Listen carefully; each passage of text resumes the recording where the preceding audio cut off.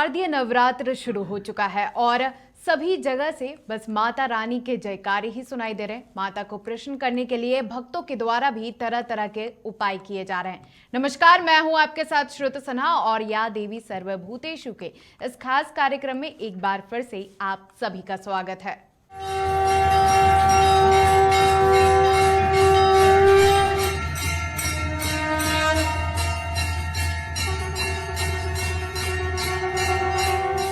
शारदीय नवरात्रि का आज दूसरा दिन है और आज मां ब्रह्मचारिणी की पूजा अर्चना की जाती है। कैसा है हमारी मां ब्रह्मचारिणी का स्वरूप और कैसे आप मां को प्रसन्न कर सकते हैं, देंगे सभी चीजों के बारे में जानकारी हमारी इस खास रिपोर्ट में।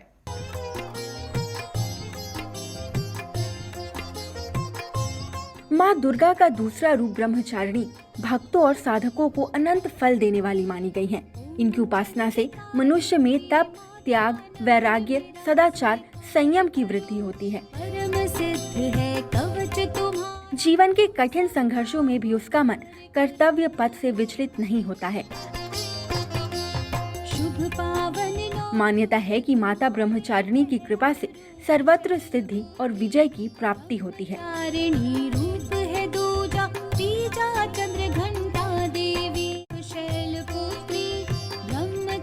दुर्गा पूजा के दूसरे दिन इन्हीं के स्वरूप की उपासना की जाती है। इस दिन साधक का मन स्वाधिष्ठान चक्र में स्थापित होता है। इस चक्र में अवस्थित मन वाला योगी समान बनकर माता की कृपा और भक्ति का आशीर्वाद प्राप्त करता है। पुराणों के अनुसार माता ब्रह्मचारिणी पर्वतराज हिमालय और मैना की पुत्री हैं। इन्होंने देवर्षि नारद जी के कहने पर भगवान शंकर की कठोर तपस्या की, जिससे प्रसन्न होकर ब्रह्मा जी ने इन्हें मनोवांछित वरदान दिया और ये भगवान शिव की पत्नी बनी। ऐसा भी माना गया है कि जो व्यक्ति अध्यात्म और आत्मिक आनंद की कामना रखते हैं, उन्हें ब्रह्मचारिणी की पूजा से हर प्रकार की खुशियां मिलती हैं।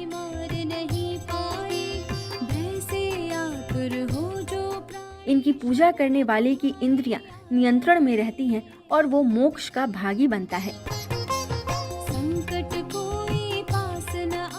श्रद्धा के साथ नवरात्रि के दूसरे दिन मां ब्रह्मचारिणी की पूजा करने से सुख, आरोग्य और प्रसन्नता की प्राप्ति होती है। साथ ही माता के भक्त हर प्रकार के भय से मुक्त हो जाते हैं।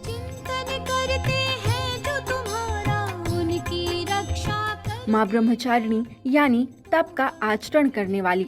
माना गया है कि इस दिन उन कन्याओं की पूजा की जाती है जिनकी शादी तो तय हो गई है, लेकिन अभी तक शादी हुई नहीं है। इस दिन इन्हें अपने घर बुलाकर पूजा के बाद भोजन कराकर वस्त्र, पात्र आदि भेंट करने चाहिए।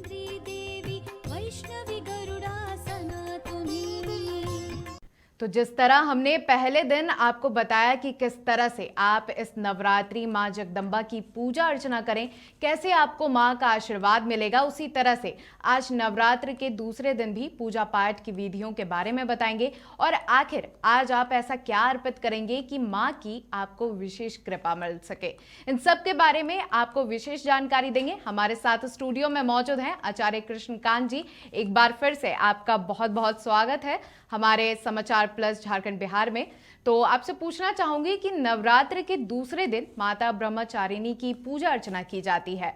आज के दिन किस मुहूर्त में पूजा करने से भक्तों को विशेष कृपा मिल पाएगी?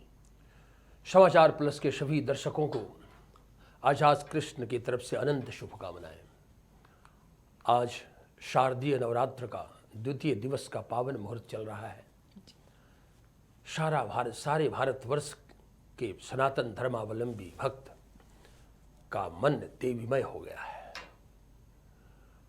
इस देवीमय भक्ति में आपके साथ हम भी जरा दिव्य भक्ति के ज्ञान गंगा में स्नान करें और आपको स्नान कराएं। आइए। अश्चक्र परशुम गदेश गुलिशम पद्मम धनुष कुंडिकाम दंडम शक्तिमसिंच चर्म जलजाम घंटाशुरा भाजनम शूलं पास सुदर्शने च ददतिम हस्तै प्रसन्नाननाम सेवे शैरिभवर्धिनी सैवे सैर्विवर्धिनी मिह महालक्ष्मी सरोज स्थिताम। भगवती महालक्ष्मी जो कमल के ऊपर आसन पर बैठी हैं और महिषासुर मर्दनी भगवती को मर्दन करने वाली वो भगवती, संपूर्ण भक्तों को अभय दान देने वाली वो भगवती हम लोगों के जीवन में मंगल ही मंगल करें। देखिए, भगवती प्रथमम शैलपुत्री च द्वितीयम ब्रह्मचारिणी जी।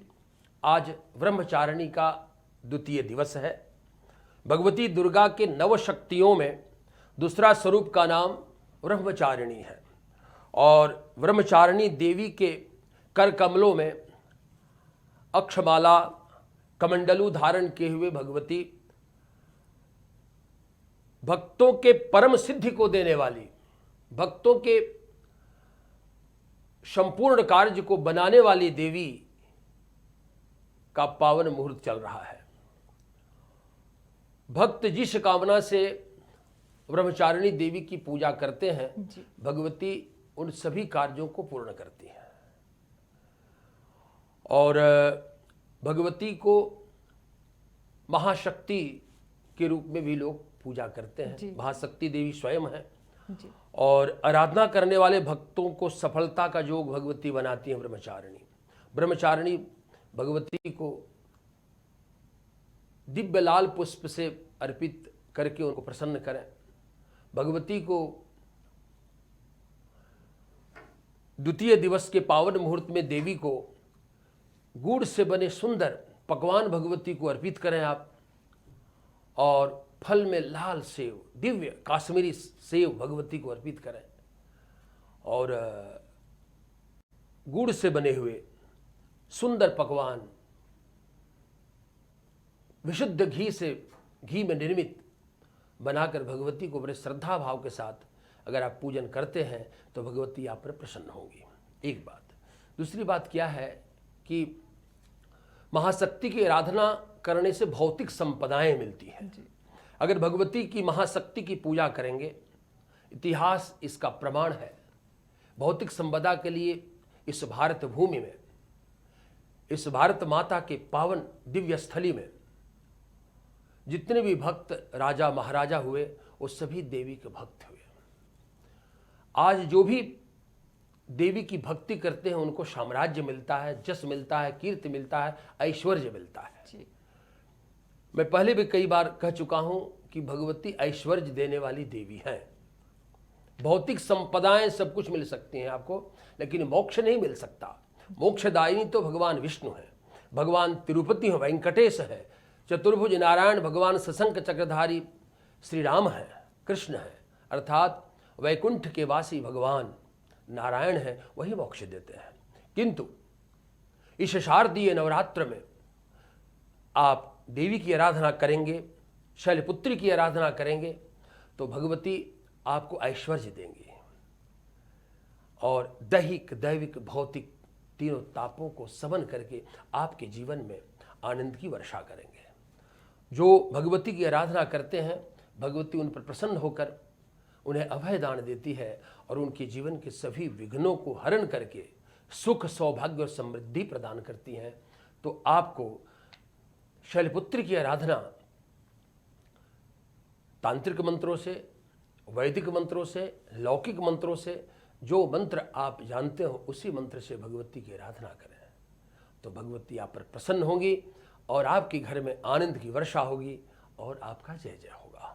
आचार्य जी, जैसे नवरात्र के दिन मुहूर्त का एक विशेष महत्व होता है कि भक्त चाहते हैं कि विशेष मुहूर्त में ही पूजा अर्चना करें ताकि उन्हें माता की विशेष कृपा मिल सके। तो क्या मुहूर्त सही रहेगा इन 9 दिनों में कि भक्त उस समय पूजा अर्चना कर सके? देखिए, ऐसा है कि भगवती का ऐसे अगर प्रमाणिक बात आप हमसे पूछ रहे हैं जी, तो आपको मैं बताना चाहूँगा कि भगवती का दिन रात जो है भगवती का शुभ मुहूर्त है जी। किंतु ज्योतिषीय दृष्टिकोण में, शास्त्रीय दृष्टिकोण में कुछ विशेष मुहूर्त हैं। जैसे नवरात्र के जो मुहूर्त है जी, वह एक अभिजीत मुहूर्त होता है जी, एक शुभ मुहूर्त होता है, एक दिव्य मुहूर्त होता है। मुहूर्त कई प्रकार के हैं। जी जी तो प्रातःकाल व्यक्ति स्नान करे और शुभ मुहूर्त में भगवती की आराधना करे। दूसरा अभिजीत मुहूर्त है, जैसे इस बार अभिजीत प्रातःकाल भी मुहूर्त है और अभिजीत मुहूर्त है 11:30 बजे से 12:30 के बीच में अभिजीत मुहूर्त है प्रथम दिन जी जी कलश स्थापन का। जी लेकिन शारदीय नवरात्र में ये मानकर चलें कि दिन रात भगवती का ही मुहूर्त है। जिस मुहूर्त में आप भगवती की आराधना करें वह आपका अपना मुहूर्त है। आचार्य जी, नवरात्रि के समय भक्त हर संभव प्रयास करते हैं कि वो पूरे तन मन के साथ मां जगदम्बे की पूजा अर्चना करें, लेकिन कई बार ऐसा होता है कि भक्त जाने अनजाने में कोई भूल चूक कर बैठते हैं। तो आपसे जानना चाहूंगी कि ऐसी कौन सी भूल है जो भक्त अक्सर माता की पूजा अर्चना में कर बैठते हैं? देखिए, ऐसा है कि हमारे कर्मकांड में जी जी लिखा कि कर्मकांड में जितनी शुद्धता होगी उतना ही पूजन का फल होगा। जी जितना विश्वास होगा उतना ही पूजन का फल मिलेगा। तो सात्विकी पूजा, तामसी पूजा और राजसी पूजा, 3 प्रकार की पूजा हमारे शास्त्रकारों में विद्वानों ने लिखा। तो राजसी पूजा जो है, सात्विकी पूजा जो है वह षोडशोपचार पूजन है। षोडशोपचार पूजन 16 प्रकार, पाद्य, अर्घ, आचमनीय, इससे लेकर आरती तक, पुष्पांजलि तक षोडशोपचार का पूजन का विधान है। वो सात्विकी पूजा है और जिससे देवता प्रसन्न होते हैं और वह पूजा का दुष्प्रभाव नहीं मिलता, शुभ प्रभाव मिलता है। उसके बाद तामसी पूजा है। तामसी पूजा में मांस मदिरा का लोग सेवन करते हैं और उससे पूजन करते हैं, वह पूजन बहुत उत्तम नहीं माना जाता है। राजसी पूजा है। राजसी पूजा में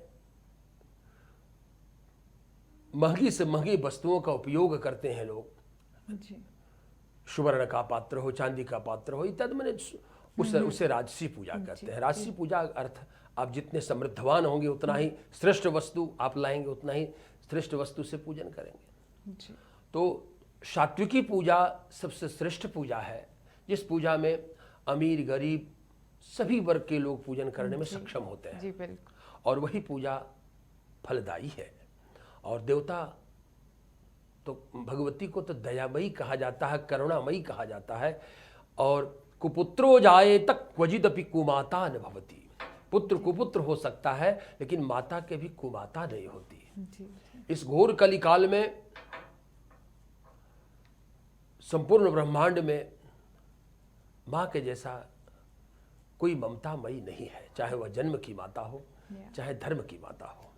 मैं समाचार प्रेस के दर्शकों को एक जरूर कहना चाहूँगा कि आप जरूर पूजा करें देवी की, महाकाली, महालक्ष्मी, महासरस्वती की पूजा जरूर करें, लेकिन पूजा करते हुए अपनी माता का जरूर पूजा करें। जी जी अगर आप अपनी माता की, जन्म देने वाली माता की अगर आप पूजा करते हैं तो आपकी ये पूजा जरूर सार्थक होगा और संबल होगा। किंतु जन्म देने वाली माता को अगर आप दुखी करेंगे जी बिल्कुल, तो आपका ये पूजा कभी भी फलीभूत नहीं हो सकता। कुपुत्रो जाए तक क्वचिदपि कुमाता न भवति। इसलिए समाचार प्लस के दर्शकों को, देवी के भक्तों को मेरा ये संदेश है कि आप देवी की आराधना करते हुए जन्म देने वाली माता का भी ख्याल रखें, क्योंकि मैं तो बिल्कुल आचार्य जी, एक बहुत ही अहम बात आपने कह दी इस बीच के लोग जो भक्त हैं माता की पूजा अर्चना तो करते हैं, लेकिन कई बार ऐसा होता है कि अपने घर की ही देवियों को निराश कर देते हैं। तो ऐसे में माता की जो कृपा है वो उन भक्तों पर से उठ जाती है। एक सवाल आपसे पूछना चाहूंगी कि जैसे कि पहले दिन कलश की स्थापना की जाती है, तो कई बार ऐसा होता है कि घर में छोटे बच्चे होते हैं या फिर किसी कारणवश कलश खंडित हो जाता है, तो क्या वापस से कलश को ये हम लोग स्थापित कर सकते हैं या फिर वो कलश को हटा देना चाहिए? देखिए, ऐसा है कि कलश स्थापना जो व्यक्ति करे तो उसका ख्याल रखना चाहिए। जी जी, ख्याल रखने से ठीक रहता है। किसी कारण बस अगर कलश टूट जाता है, खंडित हो जाता है, तो दूसरा कलश लगा ही लेना चाहिए, शुभ घड़ी देख करके, विद्वान को बुला करके वेद मंत्रों के साथ कलश स्थापना करनी चाहिए। वो तो विशेष परिस्थिति में किया जाता है। क्योंकि कलश की स्थापना के बिना यज्ञ पूर्ण नहीं होता। जी जी। वरुण है, वरुणद्यावाहित देवताभ्यो नमः हम लोग पूजन कराते हैं, वैदिक लोग पूजन कराते हैं तो बोलते हैं। तो कलश के बिना, सिद्धि विनायक गणपति के बिना, वरुण का पूजन किए बिना, गणपति के पूजन किए बिना पूजन की पूर्णता नहीं होती। पूजन के विधान है, विधान से पूजन करेंगे आप तो पूजन का फल आपको प्राप्त होगा। जी बिल्कुल। चाहे वह थोड़ा लेट हो, विलंब हो, तो दर्शकों को मैं विधि विधान के साथ पूजन करना चाहिए। और दर्शकों को मैं जरूर कहूँगा कि ब्रह्मचारिणी की पूजा के दिन आप भगवान शंकर की भी पूजा जरूर करें देवी के साथ, तो भगवती बहुत प्रसन्न होंगी। शिव नमः शिवाय का जप करें, ऐं ह्रीं क्लीं चामुंडाय विच्चे के जप के साथ ओम नमः शिवाय का भी जप करें तो शिव और शक्ति का आराधना होगा। और क्योंकि अब पृथ्वी पर तो शिव शक्ति है ही, अब तो चंद्रमा के ऊपर भी शिव शक्ति की स्थापना भारत सरकार के द्वारा और प्रसिद्ध वैज्ञानिकों के परिश्रम के द्वारा स्थापित हो गया है। तो पृथ्वी पर भी शिव शक्ति है और चंद्रलोक में भी शिव शक्ति है। तो ये शिव शक्ति पूरे विश्व में हो देवी कृपा से, हम जरूर चाहेंगे। इसी कामना के साथ मैं दर्शकों को द्वितीय दिवस के प्रथम शैलपुत्री के पावन मुहूर्त में मैं मंत्रों से विभूषित करता हूँ। यदि नाम दयामयि ते गदितम कुरुते न दयामयि तर्हि कथम शकलार्ति हरे वसुसिद्धि दरे दुर्गे नयमां शिव शांति पथम श्रुतमंब मया समयेत्र गते मधुकैटव दुःख विरंचिनुते मधुकैटव दुःख विरंचिनुते। देव्यार्पणमस्तु। जी बिल्कुल। तो इस तरह से आपने जाना कि किस तरह से नवरात्र में आपको किन चीज़ों का ध्यान रखना है। अगर नवरात्र के दौरान आपका कलश खंडित भी हो जाता है किसी कारणवश, तो आप उसे किसी पंडित या फिर आचार्य के द्वारा उसे वापस स्थापित करवा लें, क्योंकि बिना कलश के जो यज्ञ होता है वो नहीं हो पाता है। तो आचार्य जी, इसी के साथ एक सवाल आपसे पूछना चाहूंगी कि नवरात्र के समय 9 देवियों की पूजा अर्चना की जाती है, लेकिन धर्मशास्त्रों के अनुसार पूछना चाहूंगी कि कैसे इनके इन 9 दिनों में दिए गए, निर्धारित किए गए हैं, जो पूरा दिन होता है, जैसे पहले दिन माता की पूजा अर्चना होती है, फिर दूसरे दिन माता की पूजा अर्चना होती है, तो विभिन्न माओं की किस तरह से ये जो दिन निर्धारित किए गए हैं धर्मशास्त्रों में? देखिए, धर्मशास्त्रों में ऐसे तो जो प्रायः सब जगह देखा जाता है कि नवरात्रि के 9 दिन पूर्ण होने पर 9 देवी का लोग पूजन करते हैं। जी, 9 देवी का पूजन करते हैं, लेकिन देवी पुराण और अन्य पुराणों के अनुसार लिखा है, उसमें हमने पढ़ा है कि डेली एक देवी का पूजन करने का विधान है। जी जी। कि आप प्रथम शैलपुत्री से प्रथम दिन अगर आपने पूजन किया तो शैलपुत्री नाम की देवी को लाएं, उनका चरण धोएं और उनका श्रृंगार करें, विधिवत पान पुष्प वस्त्र इत्यादि देकर उनका चरण पूजा करें, उनसे आशीर्वाद लें। द्वितीय ब्रह्मचारिणी नाम की कन्या, कहता है ब्रह्मचारिणी नाम की कन्या की पूजा करें। हमारे धर्मशास्त्रों में 4 वर्ण हैं, ब्राह्मण, क्षत्रिय, वैश्य और शूद्र। तो हमारे मनुष्यों ने बहुत सोच समझ करके 4 वर्णों की स्थापना की। जन्मनात् जायते शूद्रः संस्कारः द्विजोच्यते। जन्म से मानव मात्र शूद्र होता है, अपने संस्कारों के माध्यम से वह 4 वर्णों में विभक्त होता है। तो कहता है कि ब्राह्मण की कन्या 9 वर्षात् भवेत् गौरी, है ना? अगर 9 वर्ष के 10 वर्षात् भवेत् गौरी, 9-10 वर्ष की कन्या को अगर पूजन करें गौरी रूप में तो संपूर्ण कार्य सिद्धि होता है। ब्राह्मण की कन्या पूजन करने से संपूर्ण फल मिलता है। क्षत्रिय की कन्या की पूजन करने से बल की प्राप्ति होती है, और वैश्य की कन्या की पूजन करने से धन की प्राप्ति होती है, और शूद्र की कन्या की पूजन करने से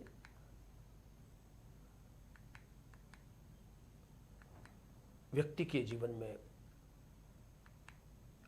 कुछ नई चीज़ का प्राप्ति होता है। तो कन्या, नव कन्या का पूजन 9 दिनों में हम करते हैं, लेकिन शास्त्रों में लिखा कि प्रतिदिन एक कन्या की पूजन करनी चाहिए और पूजन करके विधिवत श्रृंगार करके कन्या का आशीर्वाद लेना चाहिए जी। लेकिन कन्या के अभाव के चलते या व्यवस्था नहीं हो पाती है, व्यस्त जीवन में लोग पूर्णाहुति के दिन हवन करने के बाद नव कन्या का पूजन करते हैं। नव कन्याओं को वस्त्र, सुंदर भोजन कराकर, उनको वस्त्र देकर, उन्हें माला पहनाकर, उनका आशीष लेकर, भगवती का आशीर्वाद लेकर अपने को कृतार्थ समझते हैं और वह आशीर्वाद प्राप्त होता भी है।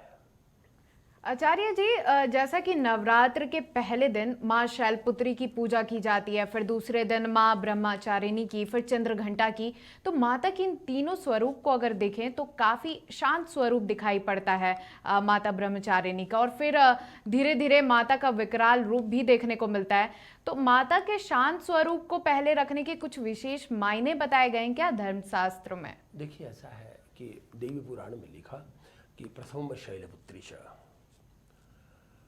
भगवती सफेद बैल के ऊपर आरूढ़ है, वृषभ के ऊपर जी। तो वृषभ जो है ज्ञान का प्रतीक होता है जी।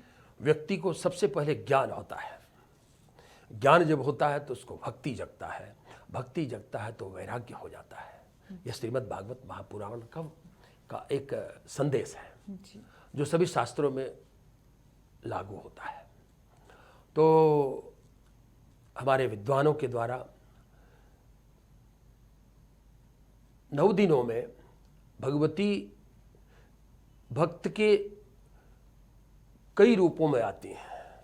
माता का एक कन्या जन्म लेती है और एक कन्या का कई रूप होता है। बिल्कुल बिल्कुल। वह किसी की माँ है, किसी की धर्मपत्नी है, किसी की बेटी है जी।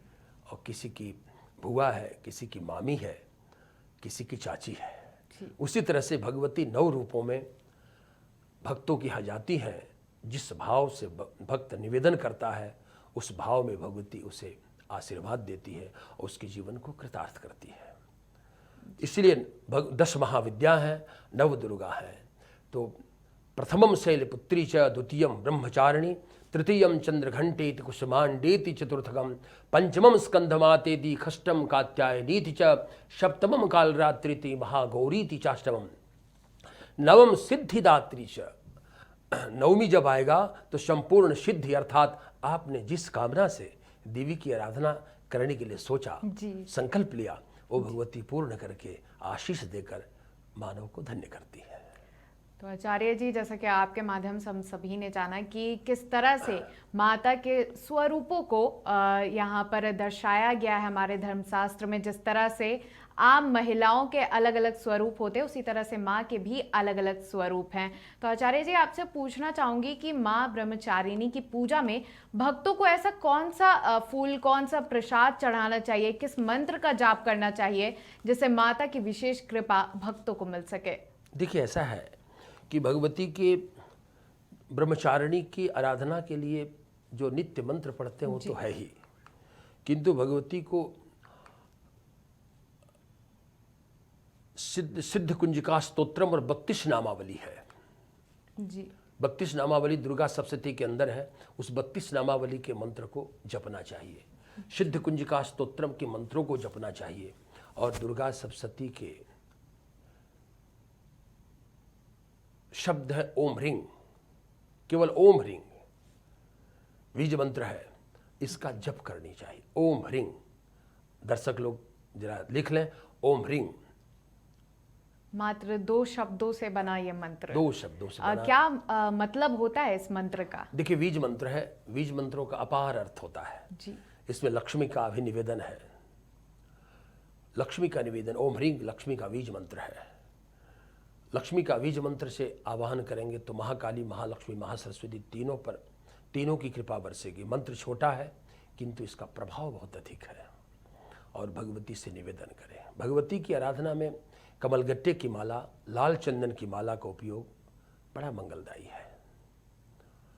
आचार्य जी, आपसे एक आखिरी सवाल लेना चाहूंगी। जैसा कि लोगों का अक्सर कपड़ों को लेकर के थोड़ा कंफ्यूज रहते हैं कि इन 9 दिनों में कौन से रंग का कपड़ा किस दिन पहने, तो दिनों के हिसाब से इन 9 दिनों में किस दिन कौन सा कपड़ा पहनना चाहिए और क्या मायने होते हैं इन रंगों के, ये आप हमारे दर्शकों को बताएं।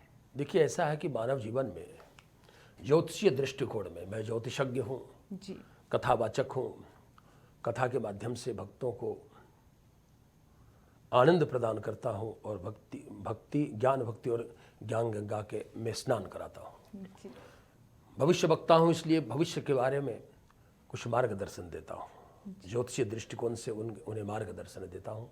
हमारा एक मार्गदर्शन, ज्योतिषीय मार्गदर्शन किसी भी बालक के लिए, किसी भी व्यक्ति के लिए अच्छा संदेश हो सकता है। तो भगवती शैलपुत्री के पूजन में गुड़ से बने पदार्थ का भोग लगाना चाहिए। गुड़ से, इख से जो गुड़ बनता है, या तो डायरेक्ट गुड़ भोग लगा दें या गुड़ से बने हुए सामग्री से भोग लगाएं तो भगवती प्रसन्न होगी। कई सामग्री गुड़ से निर्माण हो सकता है। दुधौरी, हमारी माँ बड़ा दुधौरी बना खिलाती है, तो दुधौरी बनाएं। दूध में गुड़ में ही विशेष बनाया जाता है, उसको बड़ा स्वादिष्ट होता है। तो हमको जब अच्छा लगता है तो भगवती, जो मेरी माँ को जरूर अच्छा लगेगा। तो दुधौरी का भोग लगाना चाहिए भगवती को, दूध में बना हुआ। भगवती प्रसन्न होगी। इसका नाम बहुत लोग देहात में लोग जानते हैं, शहर के लोग। आचार्य जी, ये तो हुई प्रसादों की बात, लेकिन जिस तरह से ये होता है, लोगों का एक सवाल होता है कि माँ के पूजा अर्चना किन कपड़ों में, किन रंगों के कपड़ों में करनी चाहिए। तो शैलपुत्री में जैसे लोग सफ़ेद कपड़ा पहनते हैं, तो आज के दिन माता की पूजा किस कपड़े में करनी चाहिए? देखिए, ऐसा है कि भगवती की आराधना में कपड़ों का बड़ा महत्व है। जी जी। वस्त्र जो है, वस्त्र का जो रंग है वो मानव जीवन पर बड़ा प्रभाव पड़ता है। इसमें वैज्ञानिक दृष्टिकोण, साइंटिफिक दृष्टिकोण है। जी। तो देवताओं की आराधना में सबसे अधिक उपयोग लाल पीले वस्त्र का करनी चाहिए। जी जी। ऐसे महाकाली को काला वस्त्र लोग पहनते हैं, जी। महासरस्वती को सफ़ेद वस्त्र पहनते हैं और महालक्ष्मी के लिए लाल या पीला वस्त्र पहनते हैं। तो इस तरह से आपने जाना कि किन रंगों के कपड़ों पहन करके आप माता की पूजा अर्चना कर सकते हैं और साथ ही किस तरह के भोग माता को चढ़ा सकते हैं ताकि आप पर माता की विशेष कृपा बन सके। बहुत बहुत धन्यवाद आचार्य जी आपका तमाम जानकारी देने के लिए। तो नवरात्र के पूरे 9 दिन होने वाली पूजा पाठ से जुड़ी सारी विधि विधान लगातार हम आप तक पहुंचाने की कोशिश कर रहे हैं और अपने खास कार्यक्रम या देवी सर्वभूतेषु के तहत उम्मीद करते हैं हमारे इस खास कार्यक्रम के जरिए आपके सवालों के ऊपर से पर्दा हम उठा पा रहे होंगे। फिलहाल के लिए आज के कार्यक्रम में इतना ही। मुझे दीजिए इजाजत। नमस्कार।